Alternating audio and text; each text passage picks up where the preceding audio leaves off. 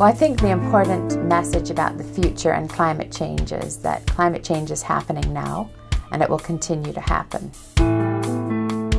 If we wait to take steps to adapt to climate change,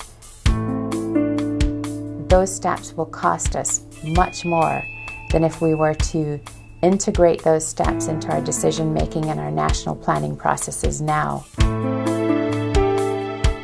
On the 2nd and the 3rd of December of this year, we're having a third national consultation on the climate change, adaptation and mitigation policy. The main goal of the project is for all the overseas territories in the Caribbean to develop their own national climate change policy. In truth, we are vulnerable to any time the climate will change, and we see this in the short term. If there's a hurricane, wow, we feel the effects. Everything we do really has a climate component built into it. So if you think about what our major economic activities are, tourism, very dependent on climate. Agriculture, very dependent on climate. If we're vulnerable in the short term, then very likely we'll be vulnerable to long-term changes in climate. And so what do we need to do?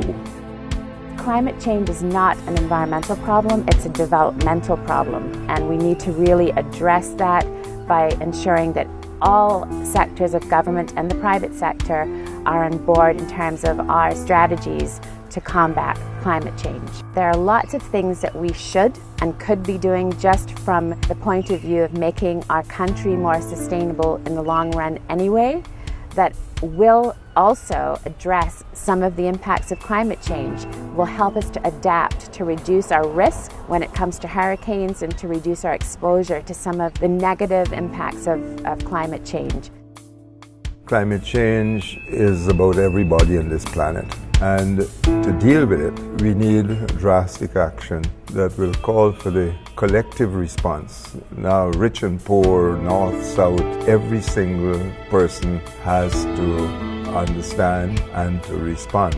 It's about building resilience and building the sort of understanding at the public level so that they become willing partners in the transformation that we need to make if we're going to survive these challenges. Climate change is happening now, it is real, and responding to climate change makes economic sense, and if you don't, then the impacts down the road can have certainly economic but social effects as well. There are things that we can do as a country to help reduce our vulnerability to climate change by, for example, dealing with our planning regulations, our physical planning regulations, setbacks for coastal buildings, etc., the way that we build in the coastal zone, ensuring that we take climate change or some of the predicted impacts like sea level rise into account. We can also obviously deal with our exposure to climate events like hurricanes, which are predicted to be more intense, but also basically I think that the message about adaptation is that one of the ways that we can best adapt to climate change really as a government, as a country, is to ensure that we take action to address current issues.